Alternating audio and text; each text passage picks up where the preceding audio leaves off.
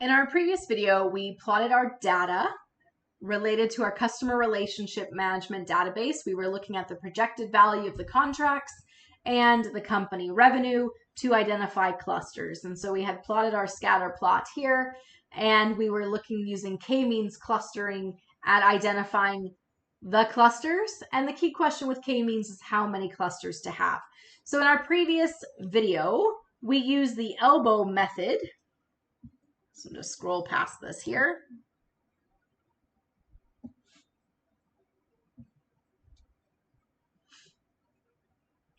To identify that the optimal number of clusters was about 4. So we looked at the WCSS, the within cluster sum of squares, which comes down to looking at how far the data points are from the rest of the cluster. And we're looking for where the elbow just turns. So just after the elbow, that's where there's minimal returns with additional clusters. So in the previous video, we determined the optimal number of clusters is 4. In this particular video, we're going to do is look at some of the other ways to assess your cluster. That is the silhouette coefficient, the Calinski Harabasz index, and the Davies Bouldin Index.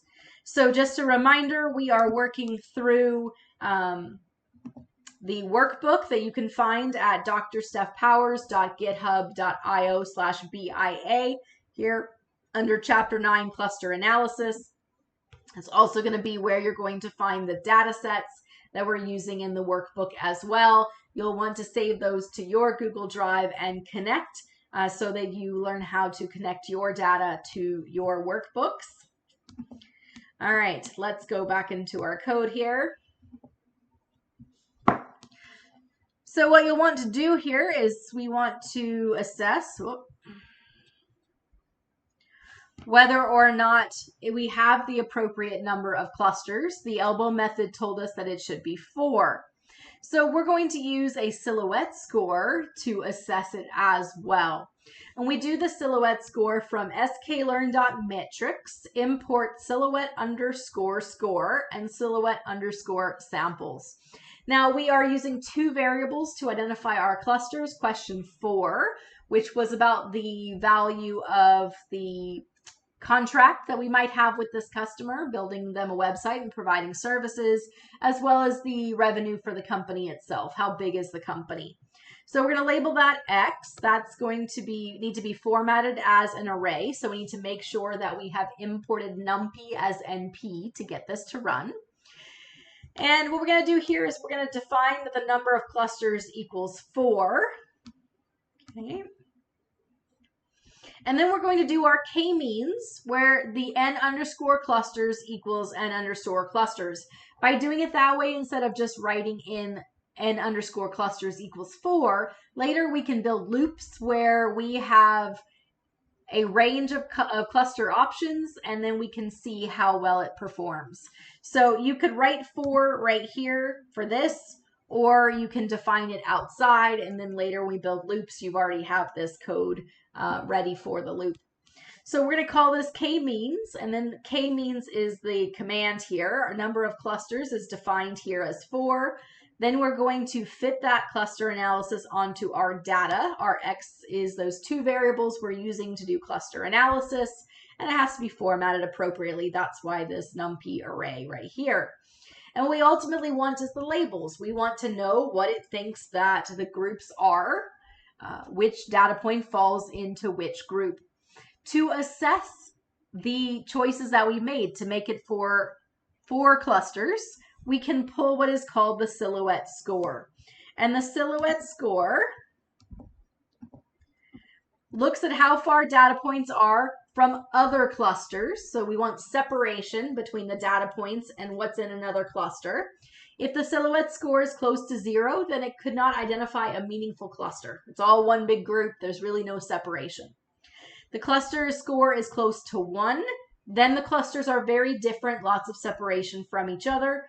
If a cluster score is negative, then we have data points assigned to the wrong cluster. Okay, so here, let's run this. And when our cluster equals 4, we get a silhouette score of 0.79. To know whether or not this is good, you have to do a comparison. We need to compare it with a different number of clusters to see if there is a better or worse silhouette score. Now, to get the image that you saw right here, where it shows the silhouette score and it puts the cluster label onto the data, that is this code that's right here. So in order to create this code, we need to import matplotlib.cm, and we'll just call it CM, and we'll import matplotlib.pyplot as PLT. If you created the previous scatter plots, you already have that second one, but you don't have the first, so make sure you import that one. And then what this code is doing here is all the formatting of that graph. So we don't actually have to mess with this code here as long as you specified, okay, we're going to specify n_clusters equals, and that's because when we get to this code here, we have this n_clusters, okay?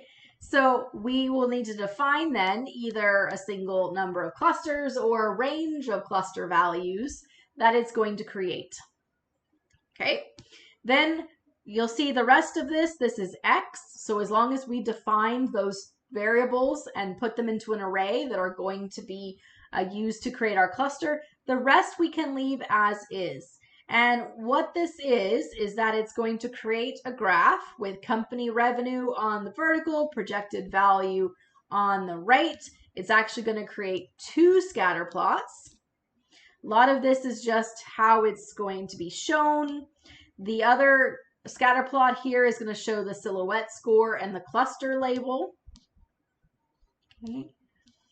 And so it is going to be pulling the silhouette values. It's going to sort them.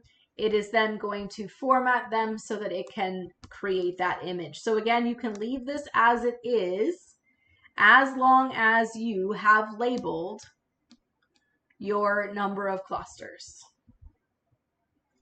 All right, why are we complaining here? Sample silhouette values is not defined. All right, it looks like our code is complaining because sample_silhouette values is not defined. So this sample_silhouette values is coming from this output that when it does the silhouette score, it also is producing this piece tier 2. So we actually just need to add this missing line of code.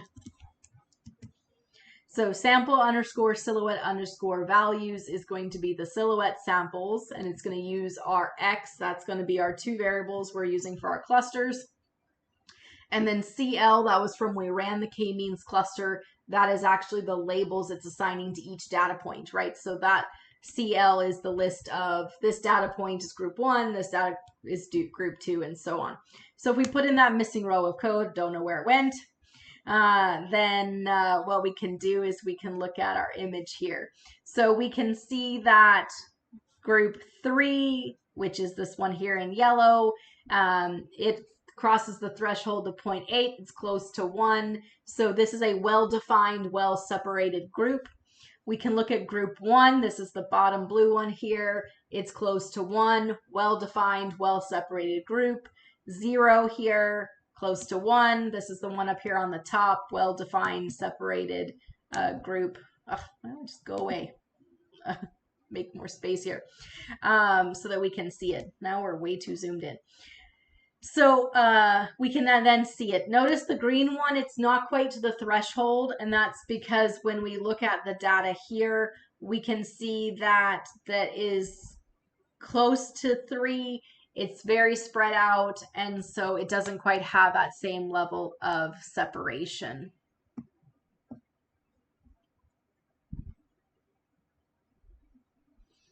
All right, so we can use those graphs then to see how well that's working. Let's look at the other two methods for assessing our cluster analysis. The third one we're going to look at is the Calinski Harabasz, and it's going to also tell us if they're well separated, although it tends to like more clusters. So here we will take from sklearn.metrics, import the Calinski Harabasz score, and we will then, you can see this is the standard cluster analysis here. We have our X that is turned into an array using NumPy. Question 4 and question 2 are what we're using. In this case, we could look at, say, let's look at 6 clusters. We'll do a comparison with these scores, whether you're looking at a silhouette score or whether you're looking at the Calinski Harabasz, you need to have a comparator. So the number is not a percentage for any of these. It's going to very much be specific to the data. And so it is used to compare, well, what if I do 6 clusters versus what if I do 4 clusters, and so on. So you actually have to run it with a couple different clusters to do the comparison. So here, let's look at 6 clusters. We'll do our K-means, where the number of clusters equals to the amount that we just defined. Again, we're doing that and not just writing 6 in here, because in a moment we're going to do a loop where it tests a bunch of different clusters and calculates all these different scores. So just in prep for that, we're defining it outside. And then we're going to fit that cluster on our data, find the labels. And then here we're going to get our Calinski Harabasz score. And so we'll pull that. We get a number 7315. Is that good? Is that bad? Well, in order to know, we have to run it again, but this time we're going to run it with 4 clusters, which is what the elbow method suggested. And when we do that, what we see with this particular one is, notice the score went down. The score went down because it does like and tends to default to more clusters rather than less. So we can only use this method for assessment, this Calinski Harabasz, combined with others. So what we actually do when we're trying to figure out what the appropriate number of clusters is we do all 4. We do our silhouette, we do our elbow method, and we do the Calinski Harabasz, and we do the Davies Bouldin. We run all 4 of them, and we look for general consensus in the 4 methods as to what the best number of clusters are. So let's just do the Davies one, and then I think we're gonna put it all together into one. So here from sklearn.metrics, we'll import the Davies Bouldin score. Here we're just doing our cluster analysis exactly the same as before. Here with 6 clusters, we convert our 2 variables we're using to predict.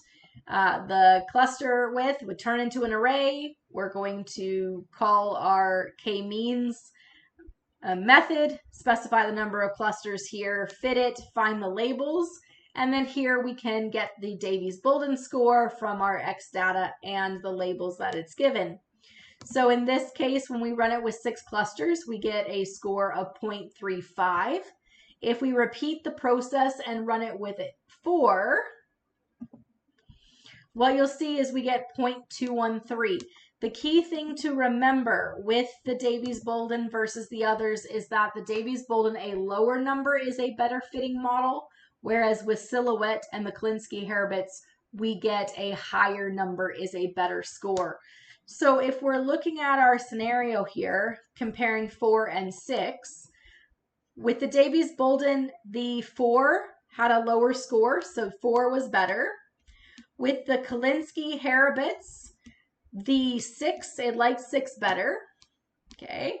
If we go back to our silhouette score, so I'm just going to go past where this kind of image was. That shouldn't even be there. And if we change this out here to 6, so I'm going to do my silhouette one. Before we do that, just remember that the 4 was 0.79. So notice with the 6, it went down. So the 4 was better with the silhouette. The 4 was better with the Davies Bouldin. The 4 is what the elbow method recommended. So it looks like the optimal number of clusters based on all of our analysis is to have 4 groups, which means if we're going back and looking at our data here, that the separation here where we have these 4 groups, 1, 2, 3, 4, is probably the best way in terms of clustering these particular ones. Okay. So we've looked at 4 ways to assess the number of clusters, all using our K-means clustering. And so we have been, oh, maybe I don't have it here. Let's go back to find ourselves a scatter plot that has the 4. Yeah. So based on our analysis with our K-means, it looks like we have 4 cohorts, 4 clusters when it comes to looking at our potential clients based on the value of the contract and the company revenue.